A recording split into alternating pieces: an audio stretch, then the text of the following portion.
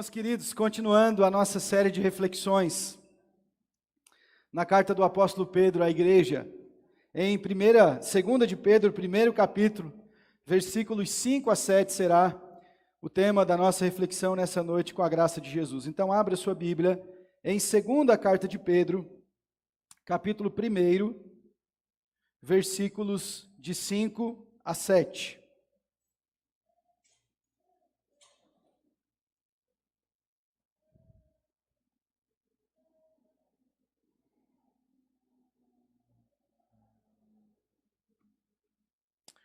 Acharam aí, irmãos?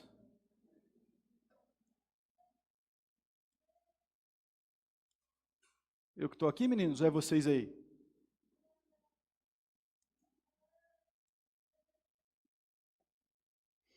Vamos ler a palavra de Deus, irmãos?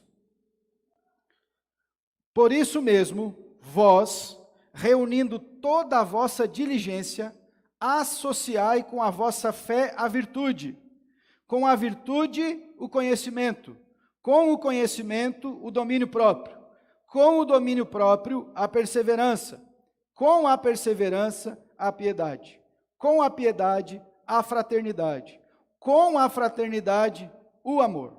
Até aí. Oremos mais uma vez. Pai Santo, é a Tua palavra igualmente santa, a verdade eterna do Senhor compartilhada a nós, revelada pelo Teu Espírito, trazendo-nos entendimento e instrução. Ó Deus, mais uma vez fale conosco, abençoe o Teu povo, a Tua igreja, cada um que aqui está. É isso que oramos em nome de Cristo. Amém. Vamos refletir, irmãos, acerca de verdades espirituais que o apóstolo Pedro nos indica aqui, o nosso empenho, o nosso esforço. Não sei se deu certo o slide aí, meu filho, põe primeiro, por favor. O nosso esforço, o nosso empenho em caracterizar, em associar virtudes cristãs que devem fazer parte da nossa vida e do nosso coração. Vamos lembrar que na semana passada, Pedro está falando com a igreja acerca de tudo aquilo que Deus já nos tem dado para a salvação. Quem lembra? De verdade, faz assim, da semana passada. Ô, gente, vamos ter que ouvir uma revisão do sermão durante a semana.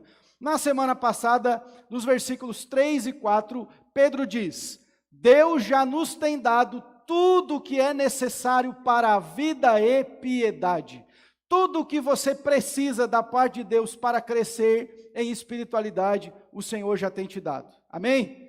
Então hoje, ele continua dizendo, a partir deste versículo, uma vez que Deus já nos tem dado todas as coisas, é nossa parte e dever empenhar o nosso esforço e a nossa vida para crescer na graça e no conhecimento de Deus. Amém?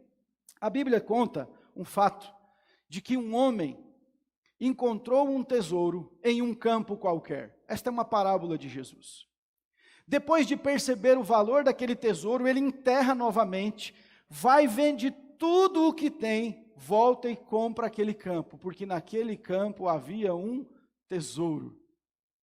Talvez o Senhor precise lembrar eu e você o valor das coisas espirituais, que por vezes nós esquecemos. Quanto empenho nós temos dedicado na nossa vida para com Deus? O quanto nós temos colocado do nosso coração diante do Senhor. Deu certo agora, Rafa? Não? Pode passar aí. Vamos ler o texto, irmãos. Versículo 5, todos juntos. Vamos lá. Por isso... Vamos de novo para a gente ir todos juntos. Todos juntos significa todos juntos. Tá bom? Vamos lá? Não precisa pôr o versículo aqui não, só o slide, por favor. Vamos lá? Versículo 5, todos juntos. Por isso...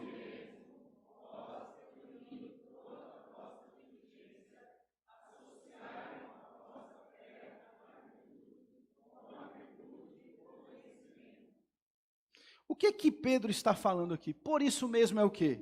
Se você voltar a alguns versículos, ele está dizendo, Deus já nos deu tudo o que era necessário para a gente seguir.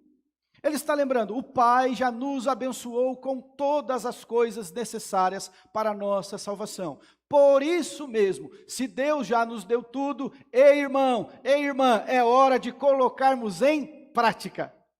É hora de empenharmos o nosso esforço para caminharmos na verdade de Deus. E aí você pode pensar, pastor, mas nós não aprendemos que a salvação não é mérito ou esforço pessoal, não depende de obra nenhuma nossa. Isto é em absoluto verdade.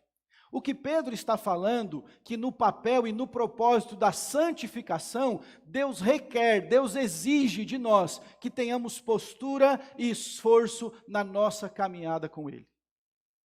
E o versículo diz isso, por isso mesmo, Deus já deu tudo. Se Deus já nos presenteou com todas as coisas, é hora de fazermos a nossa parte. O texto continua e ele diz, reunindo toda a vossa diligência, todo o nosso esforço deve ser empreendido, empenhado, por colocarmos em prática as virtudes espirituais. Primeira coisa, Deus já nos deu tudo, então agora é a nossa vez. Segunda coisa, todo o nosso esforço deve ser em ter uma vida espiritual comprometida com Deus, nesta lista de virtudes que o apóstolo vai citar aqui. E quando eu comecei a preparar esse texto, eu dizia, Deus, agora o Senhor já me pegou aqui. O Senhor já me confrontou aqui. Porque quando leio a tua palavra, eu sei que eu não tenho colocado todo o esforço que eu deveria naquilo que é prioridade na vida de um cristão. E esta é a boa pergunta de Deus nesse texto a mim e a você. Nós temos sido diligentes e colocado toda a nossa força, prioridade e energia naquilo que é do Senhor? Você, como eu, tem muitos sonhos, projetos, realizações. Tem metas na sua vida que você empreende todo esforço, foco, concentração. E isso não é necessariamente ruim. Mas isso passa a ser ruim se quando é para as coisas de Deus você é negligente ao invés de diligente. Você é desleixado ao invés de comprometido. Quando nós examinamos o texto bíblico original, o que Pedro está falando é um esforço máximo com máxima urgência. Tem uma questão de esforço mesmo, de compromisso, mas é agora. Sabe o que Deus está dizendo a mim e a você? Não deixe para amanhã, para ter uma nova aliança e um compromisso com Deus. A Escritura diz, se hoje ouvirdes a voz do Senhor ou do Espírito de Deus, não endureçais o vosso coração. Deus está chamando a gente para um compromisso de verdade, diligente e urgente. O apóstolo Paulo vai dizer que aquele que se exercita e corre nesta vida, pouco proveito tem, que nós devemos buscar exercícios espirituais na nossa caminhada com o Senhor. Então, meus amados, o quão esforço nós temos feito na nossa vida espiritual? O quão nós temos empreendido, irmãos? Eu estava aqui pensando no texto, 20 para as 6 neste culto, 20 para 7, 18 e 40. E eu pensava, Senhor Deus, falta muito de nós, de esforço diligente, porque a gente anunciou a comunidade de fé, já tem semanas, 20 minutinhos antes do culto para orar. E a maioria de nós nem se esforça para estar aqui orando junto com o povo de Deus. Quiçá na nossa semana, quando a segunda-feira inicia, quanto da nossa vida nós colocamos para cumprir a vontade de Deus, para andar com Deus, para sermos comprometidos com o Senhor. Isso me faz lembrar de uma história, de um senhor que veio buscar a sua esposa depois do culto. E aí tem o diácono lá no portão, e ele pergunta então ao diácono, e aí meu querido, boa noite, o sermão já acabou? E aquele diácono muito sábio, como são os nossos diáconos aqui na igreja, disse assim, é agora que ele começa. É agora, depois que o sermão dentro do templo acaba, que o sermão de fato e de verdade começa na nossa vida com Deus, depois que a gente fecha o portão do templo e vai cada um para a sua casa, para pôr em prática aquilo que Deus tem para nós.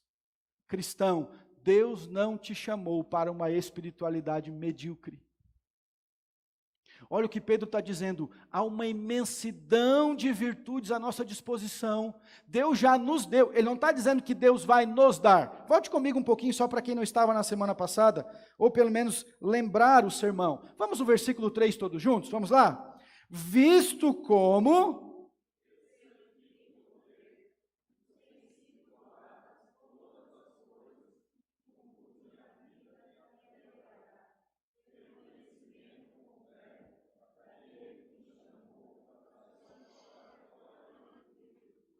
já nos tem dado. Tudo o que era necessário, Deus nos deu. Portanto, agora, empenhe-se em praticar a verdade de Deus. Umas boas perguntas que de vez em quando a gente encontra assim em trabalhos, em textos devocionais você imaginou se você fosse o funcionário que você... Aliás, o exemplo é o contrário. Você imaginou, já parou para pensar, se o seu comprometimento profissional fosse o mesmo comprometimento de que você tem com o reino de Deus? Você estaria empregado ainda? Já parou para pensar se o seu compromisso com as coisas da sua vida fosse o mesmo compromisso que você tem para com as coisas de Deus, que são tão santas e urgentes, muito maior do que qualquer coisa na nossa vida? Por que, irmãos? Porque cargas d'água, a gente não se compromete com as coisas de Deus, mas se você tiver uma audiência, você não chega atrasado.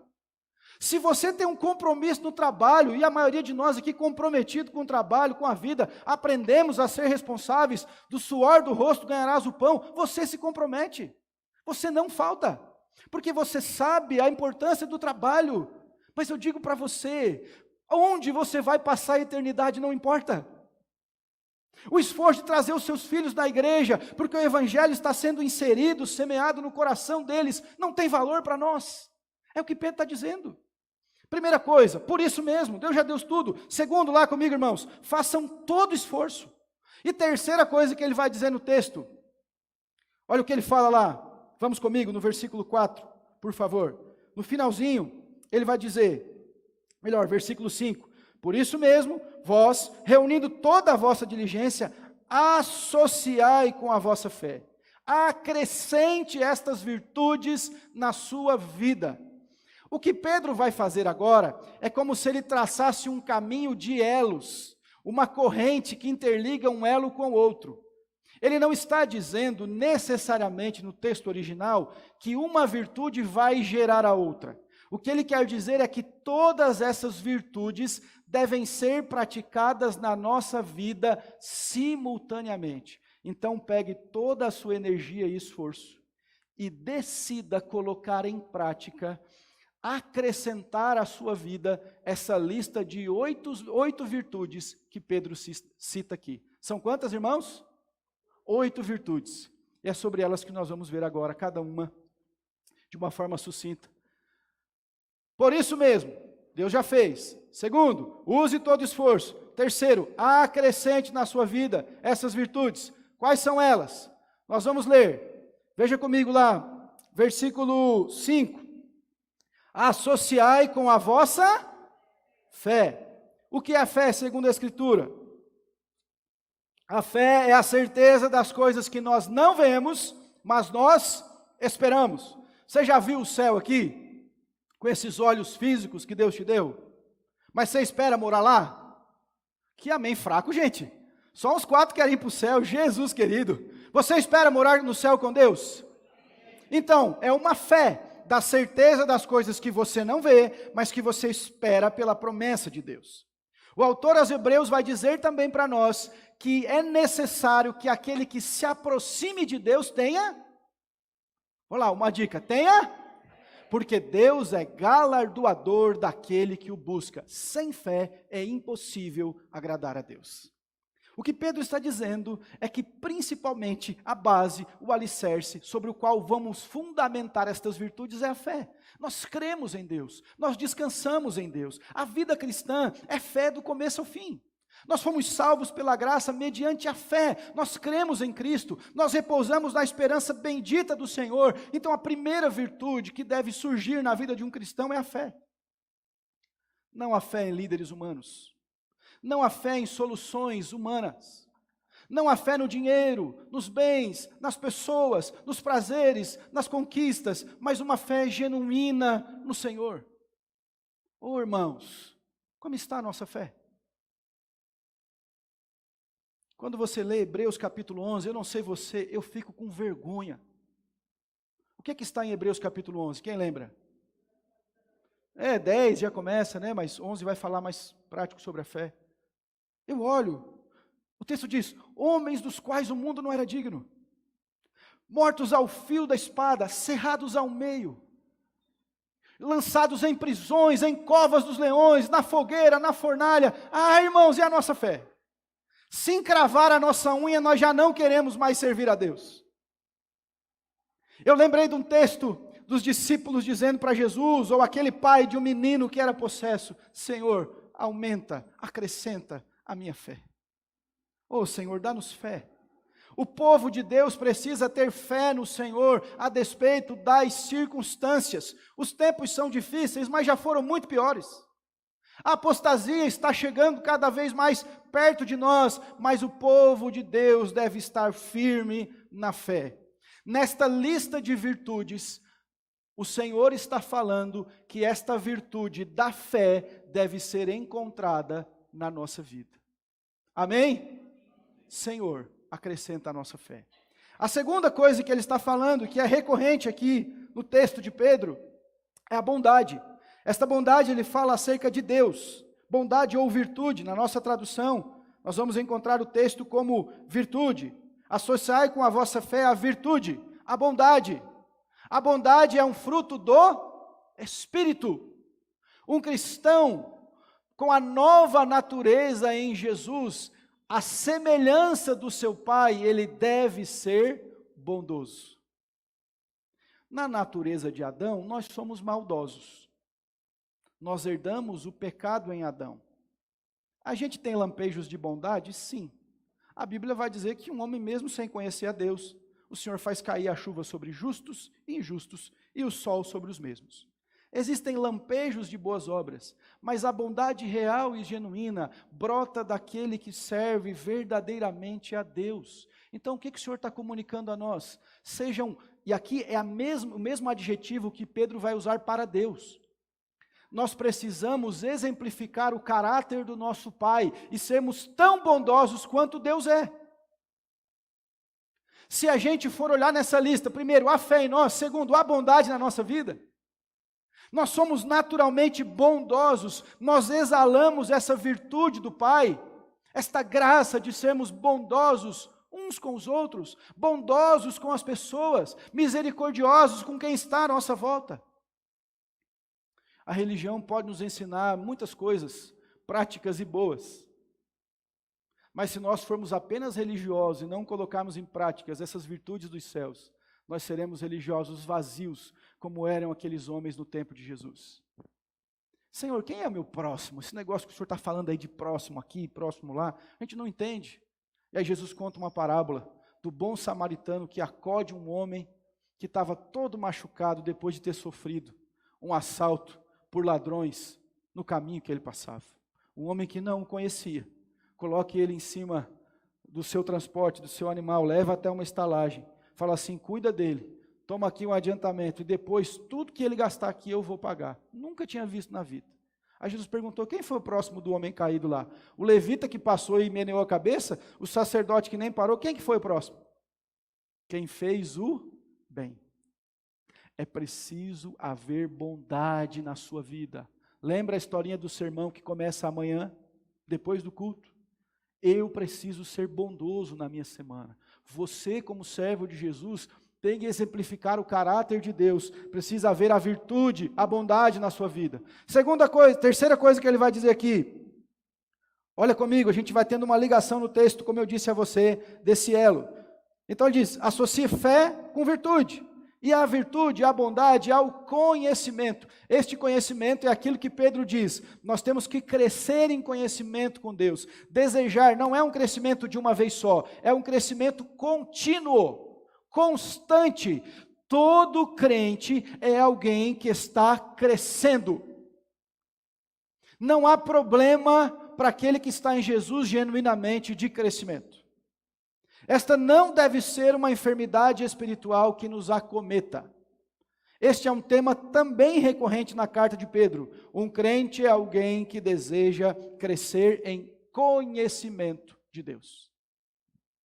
Eu citei esse texto na semana passada, mas vale repeti-lo. Oséias capítulo 6, versículo 3. Os irmãos repetem, pode ser? Conheçamos e prossigamos em conhecer o Senhor. Gente, Deus não pode ser apenas um estranho para nós. Tem pessoas que, se você for conversar com ela muito sinceramente, se você pudesse ver o coração, você diria, olha, ela sabe que Deus é bom porque outras pessoas falam que Ele é. Deus deve ser muito bom, porque o meu pai fala tanto dele, minha mãe fala tanto de Deus, o pastor fala coisas bonitas sobre ele. Não, irmão, Deus precisa ser o seu Deus. A experiência de conhecê-lo tem que ser a sua experiência. Você tem de saber, eu conheço o Senhor. Eu sei quem Ele é, a sua palavra me mostra isto. Eu experimentei, não apenas pelo que os outros falam, mas por quem Deus é para a minha vida. Virtude na vida do crente, conhecimento de Deus. Coloque esse propósito na sua vida. Eu quero conhecer mais o Senhor. Eu quero conhecê-lo mais. Como é que eu faço? Pela Bíblia, pela oração. É assim, é o caminho que Deus diz. Vamos continuando aqui, que são várias virtudes. Olha outra coisa interessante que há na vida daquele que deve associar, acrescentar estas virtudes. Domínio próprio. Por quê, gente? A Bíblia vai dizer para nós que antes do Senhor, você andava de acordo com o seu próprio coração, no curso desse mundo, era o pecado que reinava aí, era a carne que mandava, eram as trevas que te dominavam, e não adianta eufemismo não, a Bíblia diz que nós éramos escravos das trevas, mortos em delitos e pecados, era o diabo quem dominava a nossa mente, é o que a Bíblia diz, leia Efésios capítulo 2. Segundo o príncipe deste mundo, nós andávamos aqui no curso do mundo, era o mundo que mandava, mas agora não. Agora quem domina a nossa vida? Quem domina a nossa vida? É Cristo, é Deus. Então, aquele que associa a partir do que Deus deu, as virtudes à sua vida, tem domínio próprio, não é um homem entregue aos prazeres deste mundo. Não é uma mulher dissoluta que anda por onde o seu coração deseja. Nós não devemos mais ser escravos dos vícios, das ofertas e dos manjares de Satanás. Nós não temos que nos encantar com a mesa do rei da Babilônia, que diz, come aí Daniel, se farta aí nessa mesa. O Senhor, na sua palavra diz, e Daniel resolveu não se contaminar como os manjares do rei, porque ele sabia que apesar das frutas serem belas e apetitosas, a comida ser muito bem preparada, era uma comida oferecida aos ídolos, e Daniel servia ao único e verdadeiro Deus. Domínio próprio faz parte da nossa vida. Peça a Deus isso, nós não podemos andar em desequilíbrio, de acordo com o nosso apetite. A Bíblia vai dizer que os homens nos últimos tempos amontoariam doutores para si, fariam do seu próprio ventre o seu Deus, do seu desejo e a sua vida o seu Deus. Você sabe por quê? Que igrejas que não pregam a verdade são tão afagadas e elogiadas por todo mundo? Porque elas louvam o próprio ventre das pessoas, elas afagam o ego. Mas a Bíblia diz que nós temos que submeter a nossa vontade à vontade de Deus. Domínio próprio é também um fruto do Espírito. Cristão não pode ser alguém desequilibrado. Ah, pastor, eu nasci assim e vou morrer assim. Não. A Bíblia diz que agora no Senhor eu sou uma nova criatura, moldado à imagem de Cristo Jesus. O Espírito Santo está mexendo conosco, está trabalhando em nós, está moldando, está lixando umas arestas, está mexendo na sua vida. E escute, é com você mesmo que Deus está falando nessa noite. Não é com o irmão que não veio não, é com você. Amém? Deram um amém forte, louvado seja Deus. Vamos adiante, mais uma virtude. Perseverança. Quantos irmãos que começaram a correr com a gente, que já não correm mais? Quantos que a gente sente saudade, o irmão era tão abençoado, consagrado, abandonou, deixou. Uma marca da igreja de Deus ao longo da história, foi porque ela perseverou, ela continuou, ela esteve lá, a despeito de todas as circunstâncias. Já houve tempo na história da igreja, que os cristãos eram mortos aos milhares, já teve tempo de bonança, de falsos ensinos, de mentiras, mas a igreja esteve lá, a despeito de todos esses ventos que sopraram bravamente contra o povo de Deus. Quando Lucas destaca lá em Atos dos Apóstolos, como era a vida dos convertidos, como vivia aquela igreja recém-nascida, pelo poder do Espírito, eles perseveravam na doutrina dos apóstolos, na comunhão, no partir do pão e nas orações. O autor aos Hebreus vai dizer, corramos com perseverança a carreira que nos está proposta.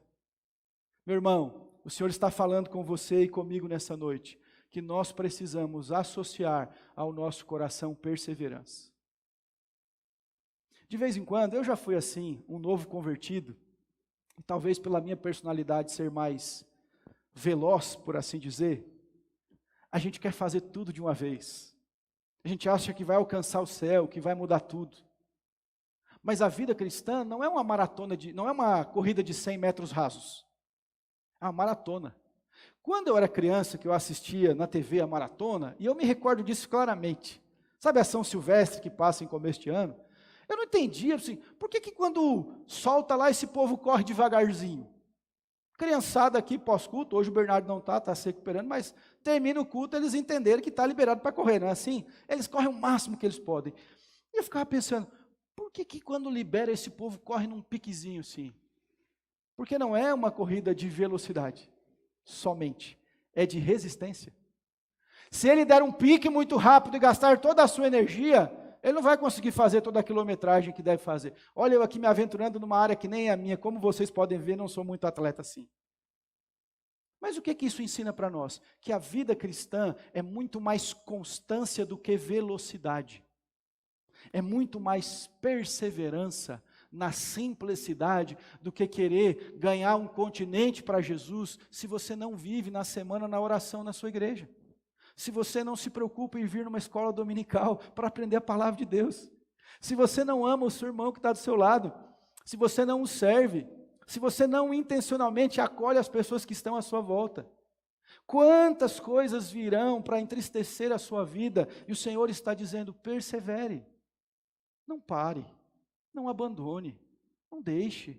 E talvez você se cansou na caminhada, talvez você que está me ouvindo nessa noite, meu querido irmão, irmã, afastou-se. O Senhor está te chamando a voltar e perseverar. A Bíblia diz que quem perseverar até o fim será? Escola Bíblica Dominical, essa piadinha já está manjada aqui da minha parte, né? Quem perseverar até o fim será salvo. Não é porque a perseverança seja uma obra que vai me trazer salvação, mas porque é uma marca daquele que está em Jesus. As ovelhas de Jesus permanecem com ele até o fim. Essa é uma das doutrinas da graça, dos 5 pontos do calvinismo. A última, perseverança dos santos. Os crentes perseveram até o fim, eles caminham com Jesus até o final. Meu irmão, inconstância não deve caber na nossa vida com Deus, mas uma perseverança guardados pela boa mão do Senhor. Ore nesta noite, Deus, me dá perseverança. Nas tempestades, nas aflições, nas dificuldades, no desânimo, na minha falta de fé. Oh Deus, firma os meus pés. Amém, irmãos? Mais uma, vamos lá. Piedade. O que é piedade? Nós aprendemos aqui na semana passada que piedade tem a ver com uma vida comprometida com Deus. Piedade pode ser para nós sinônimo de misericórdia, mas isso não é o que o texto está dizendo. Uma vida piedosa, uma vida de compromisso, uma vida de temor a Deus. Essa última semana eu estava orando ao Senhor e eu falei, Deus, me enche de temor. Batiza o meu coração, nem sei se essa expressão é muito, você vai entender o que eu quero dizer, mas encha o meu coração de temor da tua parte, para que eu tenha uma vida de compromisso e comprometimento com o Senhor, de fato e de verdade. O que se encontra, mais uma virtude na vida do cristão, é a piedade. O apóstolo Paulo vai dizer que para separar homens para a igreja, separe homens piedosos. Atente para as mulheres piedosas. Nós precisamos, irmãos, urgente, atenção para o anúncio, urgente, nós precisamos de homens piedosos. A obra de Deus precisa de homens piedosos. A seara já está branca para a colheita, prontinha para colher, precisa-se de homens piedosos. A nossa sociedade precisa de homens piedosos. A sua empresa precisa de homens piedosos que sejam luz no meio das trevas. A sua família precisa de uma mulher piedosa de Deus, que dobre os joelhos pelaquela casa. O Senhor está dizendo a nós, é necessário, nós não precisamos de famosos gospel. Nós não precisamos de estrelinha por aí não. O que nós precisamos é homens e mulheres de Deus, comprometidas com o Senhor, no ordinário da vida, na vida comum. Nós não precisamos de mais religiosos. Estamos cheios de religiosos. Nós precisamos, o reino de Deus precisa de homem e mulher comprometida com Deus. A piedade é uma marca na vida do crente. Compromisso com Jesus. Gente, eu fico feliz quando eu encontro alguém que me constrange com a sua fé. Eu fico assim meio mexido por Deus, mas ao mesmo tempo é tão maravilhoso estar do lado de alguém que é tão crente que constrange você. Olha, é tão piedoso, é tão comprometido com Deus que me fez querer mais o Senhor. A igreja de Jesus, irmãos, é marcada por gente piedosa. No céu, a gente acha que vai ver o pastor mais famoso lá em primeiro lugar, o cantor mais importante, o missionário tal dos livros de história. Não, irmão.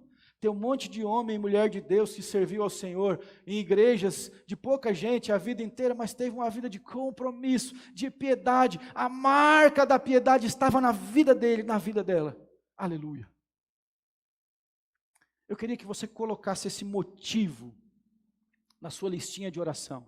Deus, levanta pessoas piedosas no nosso meio. Gente que tenha o temor de Deus como marca da sua vida. Gente que tenha um compromisso com Jesus.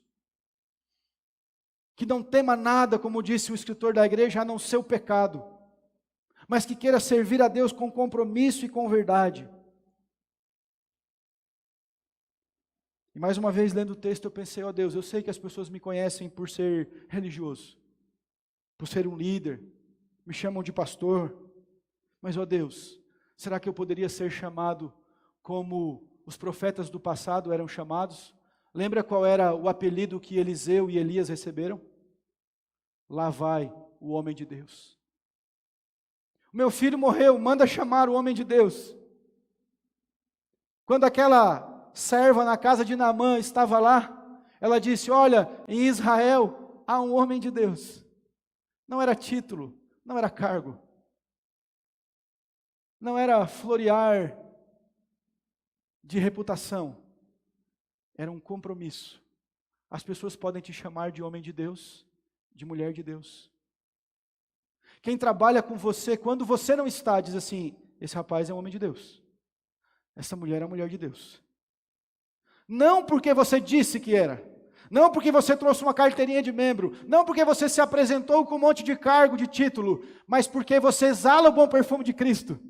Porque o Espírito que está em você faz a sua vida transbordar por Deus. Lá vai um homem de Deus. Que essa seja a nossa oração. Senhor, faça-nos comprometidos contigo, na piedade, na justiça do Senhor.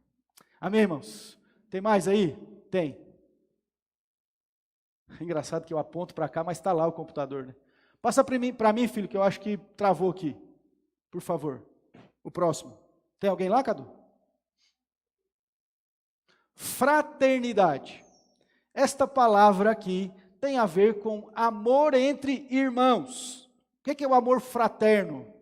O amor fraternal é o amor entre irmãos. Então o que Paulo está dizendo? Uma outra marca e virtude daquele que anda com Deus é o amor pelos mesmos que têm a mesma fé, compartilham da mesma caminhada e andam com Jesus.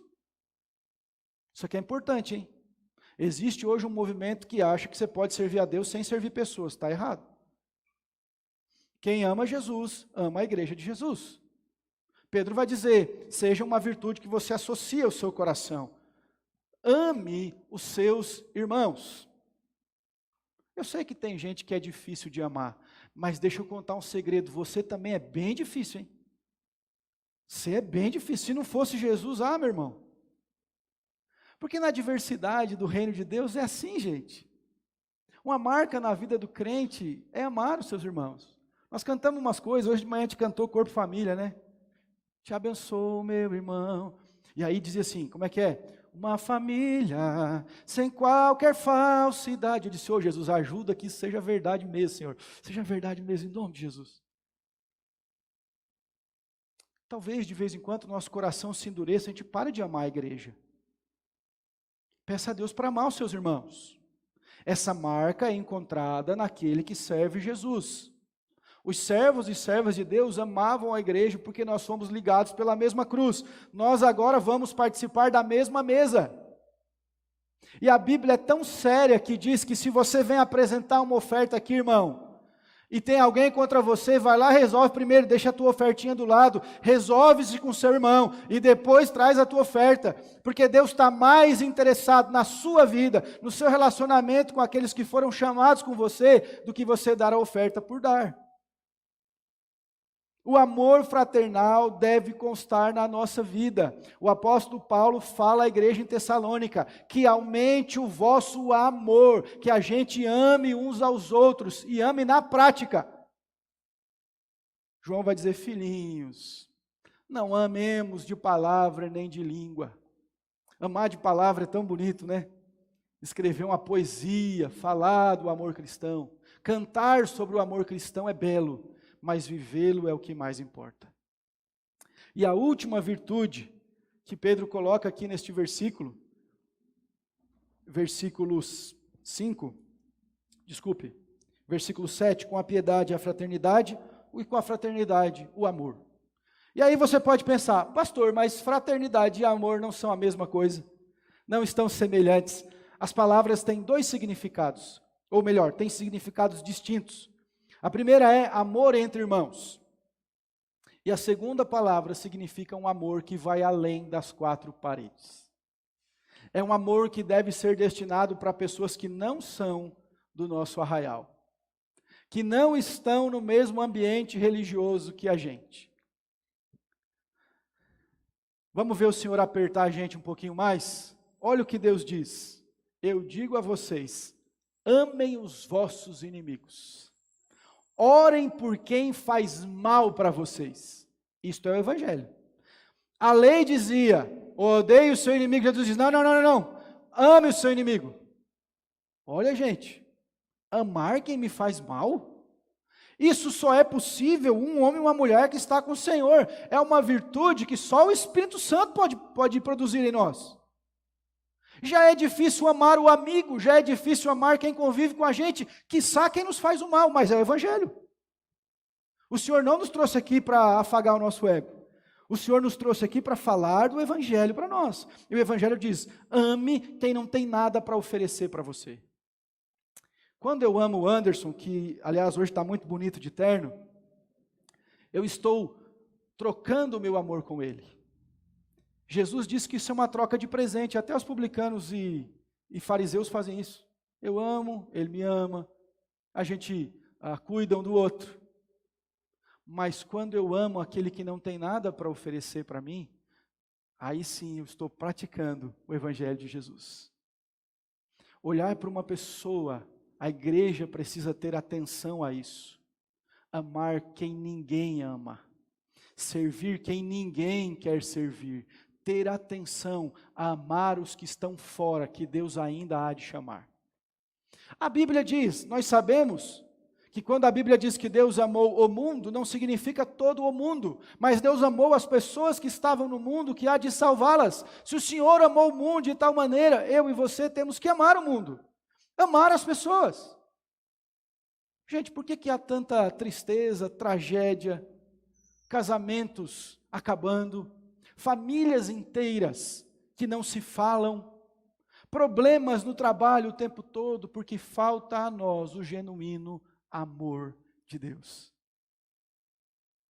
Isso é um exercício bem difícil de fazer, deixa eu falar para você, traz um desconforto enorme, mas quando alguém está sendo uma pedra de sapato, uma pedra no seu sapato, você olha para aquela vida e dentro do seu coração você fala assim, Senhor, me ensina a amar esse indivíduo. É difícil, irmãos. Mas esse é o Evangelho de Jesus. Esta é a virtude, olha que interessante, esta é a virtude que fecha o último elo, que termina a lista de virtudes que Pedro diz que nós temos que associar à nossa vida. E no texto original, significa que não é a gente que produz, mas que Deus nos dá graciosamente. Esse é o entendimento do texto. Mas eu e você precisamos amar as pessoas. A igreja tem que amar o bairro, gente. A igreja tem que amar Mairinque. A igreja tem que amar os perdidos dessa cidade. A igreja tem que amar os perdidos do Brasil. A igreja tem que amar os perdidos do mundo. Os povos menos alcançados, os ribeirinhos, os indígenas. A igreja perseguida, a igreja precisa amar, é o que Pedro está dizendo. Vocês têm um amor fraternal? Amém? E que esse amor fraternal então gere um amor além das quatro paredes, para a qual Deus tem plantado vocês. Difícil, irmãos? Muito difícil. Desafiador no nosso coração, sim. Mas se o Senhor está dizendo pela sua palavra que Ele produz em nós, nós precisamos crer que Deus pode fazer. Amém? Nós precisamos crer que Deus produzirá em nós, porque Ele é o nosso Senhor, Ele é o nosso Salvador.